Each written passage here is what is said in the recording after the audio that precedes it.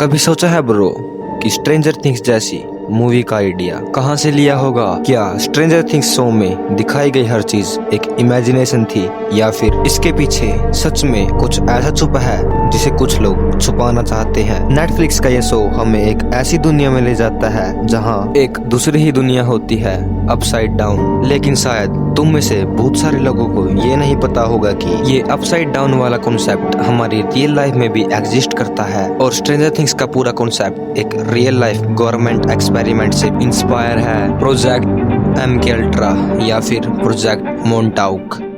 You're in trouble, aren't you? We've sealed off this area. This is where it came from? Yes.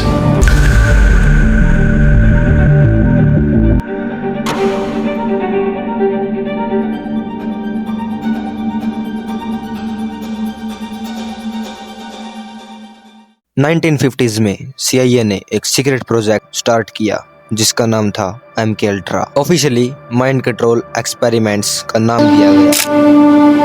I was given a glass of Kool-Aid, and so were the other children.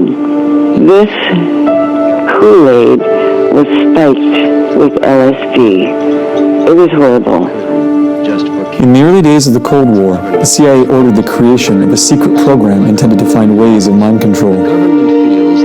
They funded an army of psychiatric institutions across the United States and Canada to perform experiments on unsuspecting patients using psychedelic drugs, sensory deprivation, electroshock treatment, and more.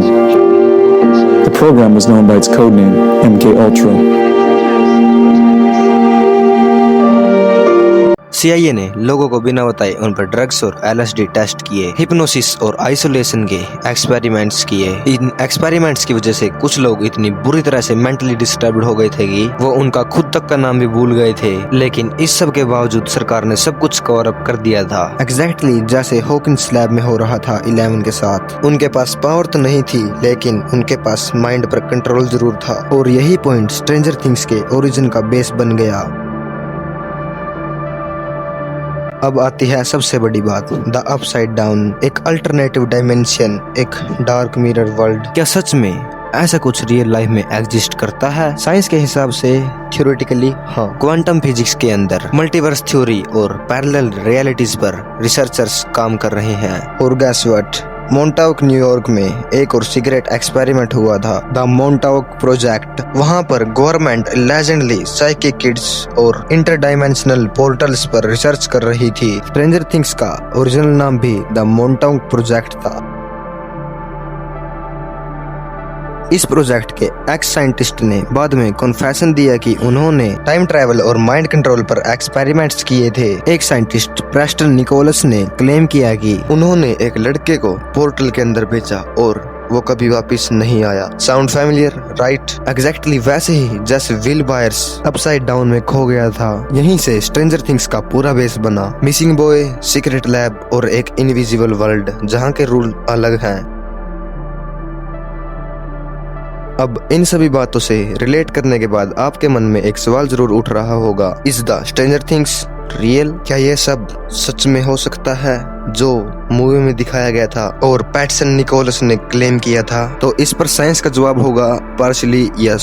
Science ने इस बात को prove नहीं किया, लेकिन deny भी नहीं किया। पोर्टल्स, डायमेंशंस और साइकिक एनर्जी, ये सब थ्योरी एग्जिस्ट करती हैं, और जब गवर्नमेंट खुद कुछ चीज छुपाने की कोशिश करती है तो लोग उसके बारे में ज्यादा से ज्यादा सोचने लगते हैं। मे बी स्ट्रेंजर थिंग्स एक फिक्शन नहीं, एक वार्निंग है कि हम किस डायरेक्शन में जा रहे हैं।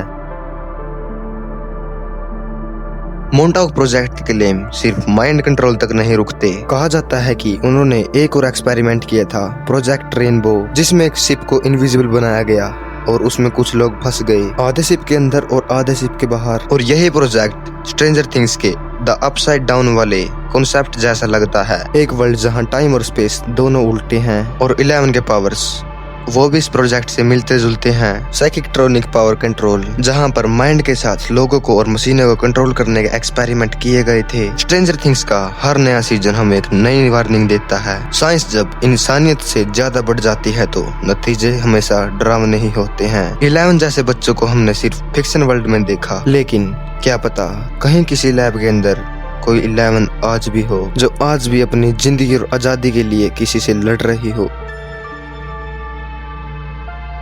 मोंटाउक बेस आज भी एग्जिस्ट करता है, बंद लेकिन जिंदा। कुछ लोग कहते हैं कि वहां से आज भी कुछ सिग्नल्स आते हैं और कुछ लोग कहते हैं कि वो गेट अब भी कहीं खुला है। तो जब भी नेक्स्ट टाइम तुम स्ट्रेंजर थिंग्स देखो तो सोचना अगर ये शो सिर्फ कहानी नहीं, एक सिग्नल हो, एक वार्निंग हो, एक सच जिसे हम इग्नोर कर रहे हैं। Because sometimes the stranger things are not fiction, they are just hidden truth. That's it for today. अगर आपको ये वीडियो पसंद आए तो इस वीडियो को लाइक करके चैनल को सब्सक्राइब कर देना और बेल नोटिफिकेशन आइकन को ऑल पर सेट कर देना, क्योंकि हम और भी अच्छी सी वीडियोस को आपके पास लाएंगे। अगर आपको ये वीडियो सच में पसंद आए तो आपको डिस्क्रिप्शन बॉक्स में एक वीडियो की लिंक और मिल जाएगी, आप उस वीडियो को जाके देखना, आपको वो वीडियो भी पसंद आएगी। PGLI Enter the Shadows, Find the Truth. It's your Navy signing off.